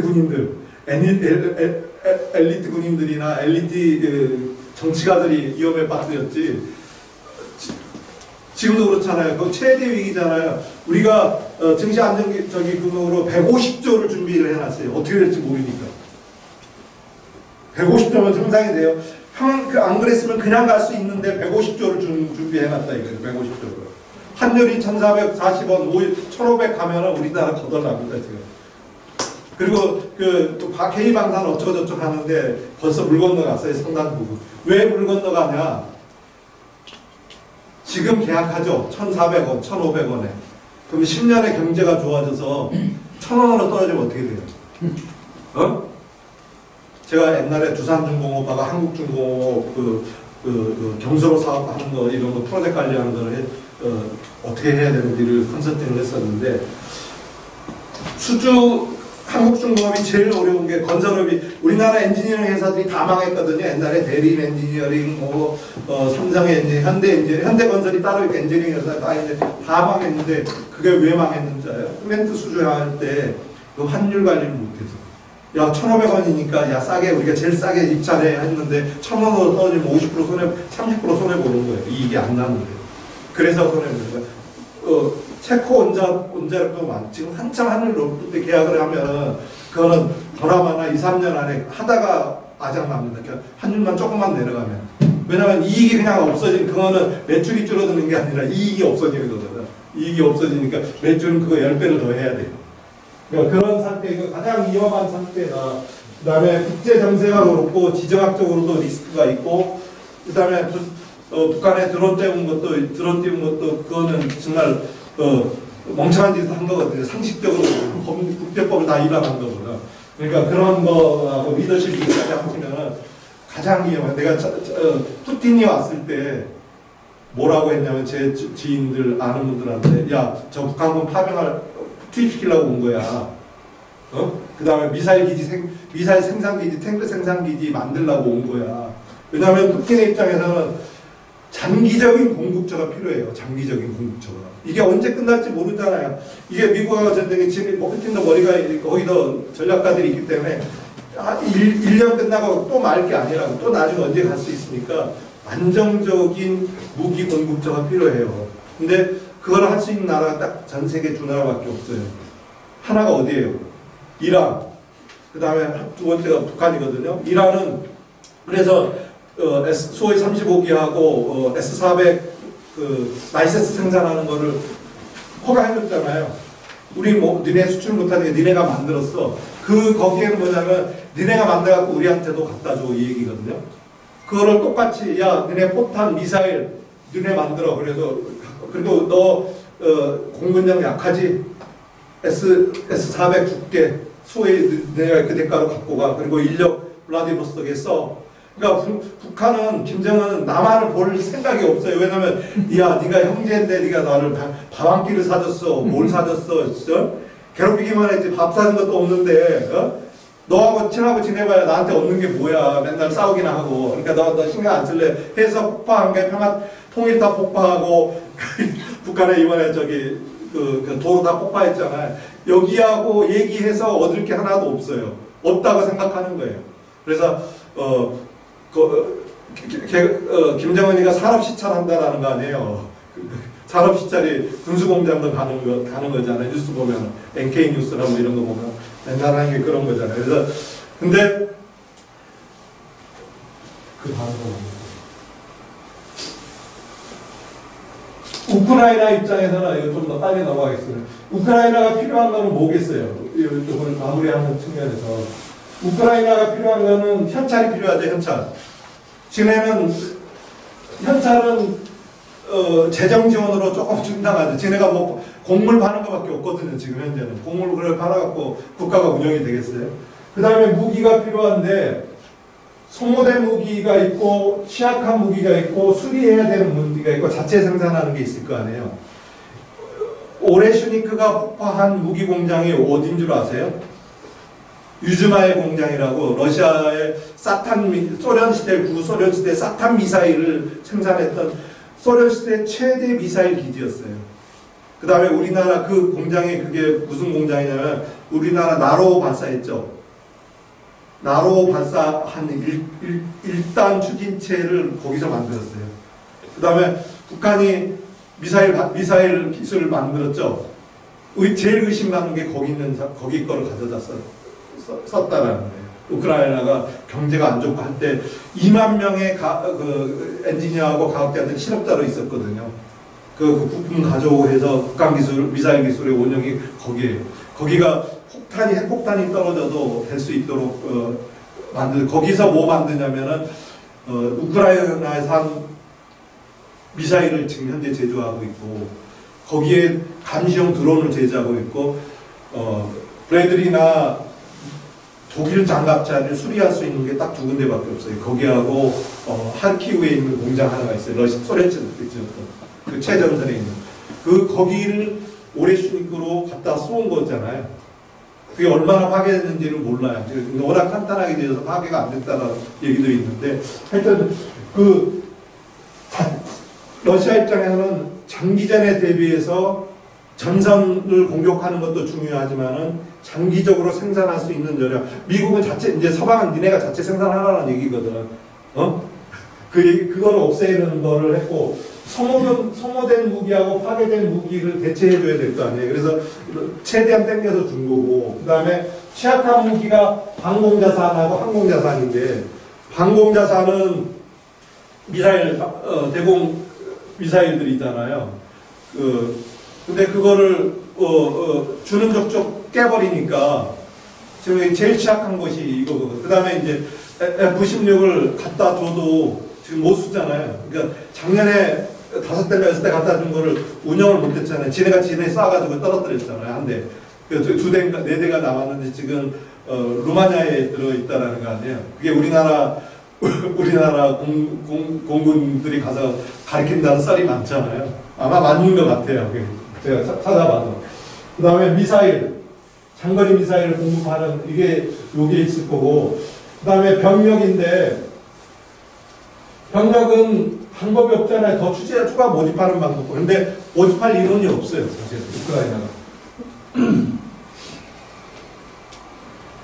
그 다음에 공격 범위 제한을 풀어줬고, 이거 제가 몇 달 전에 만들어 놓은 거라, 몇 달 전에 지금 게 아니라 좀 오래됐습니다. 에너지 시설, 여기에 잘못됐네요, 보니까. 에너지 시설에 집중적으로 포함하는 게 에너지 시설이잖아요. 200발, 드론 200발, 그게 왜 그러겠어요? 지금 당장 이기려고 그러는 거 아니잖아요. 미래에 이게 장기전으로 간다라는 가정하고, 니네 장기적으로 갈 수 있는 전쟁 수행 역량을 다 없애버리겠다라는 얘기거든요. 그 다음에 이제, 푸틴의 옵션을 이게 좀 깨졌는데, 오레시국이 최근 나오고 이제, 2가지 측면으로 바라볼 수 있거든요. 우리하고 관련 있는 것만 공격적인 측면이 있고 방어적인 측면이 있을 텐데, 새로운 무기가 이제 오레시니키가 나왔고, 전술핵 사용 가능성이 항상 열려 있습니다. 그 다음에 나토 상대로 프록시전을 벌이는 건데, 그게 이번에 시리아가 패해버렸죠. 시리아에다가 무기를 더 대주고, 시리아가 미국 기지들을 공격하게 하고, 그 다음에 예멘에 있는 후티, 거기는 걔네들이 잘하고 있잖아요. 러시아, 미국을 곤혹스럽게 하고 있잖아요. 거기에다 더 대주고, 그 다음에 또 가능성이 있는 데가 한국이죠. 지네가 불리해질 경우, 이게 유리하다 그러면 하지 않겠죠.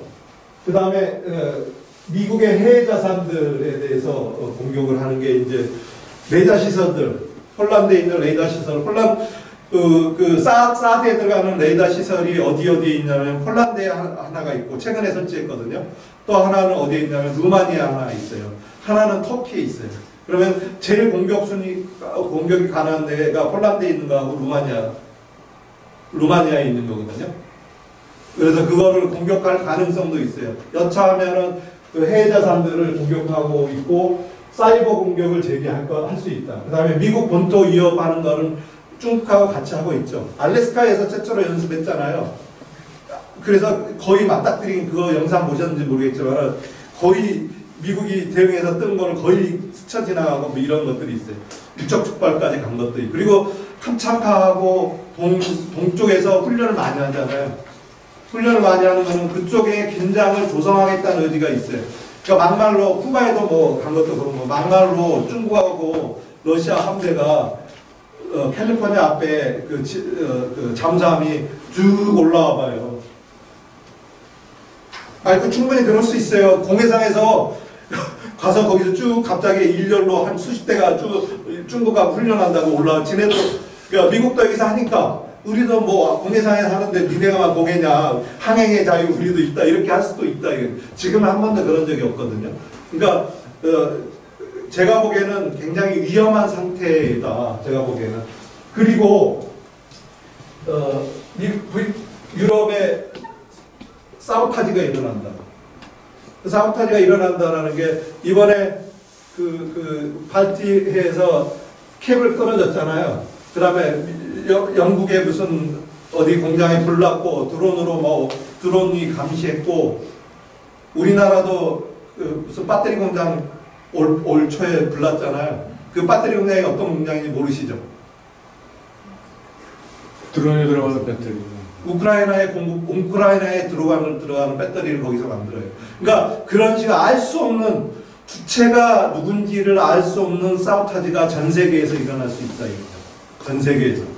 그러니까 그건 아무도 몰라요. 실제 그랬는지 아니면. 근데 공교롭게 그게 우크라이나에 관련돼 있고 무슨 핵 시설하고 관련돼 있고 핵잠수함 만드는 시설하고 인터넷 인프라하고 관련돼 있고 이런 데다 이거죠.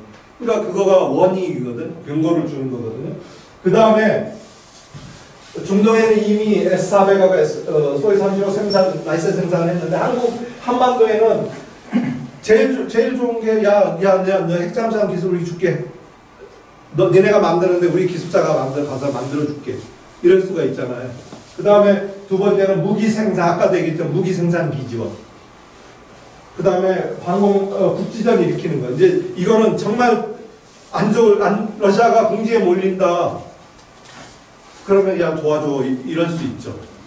물론 우리가 국지전 일으키려고 그래갖고 그게 더 문제지만은 러시아가 궁지에 몰리면 그럴 수 있다.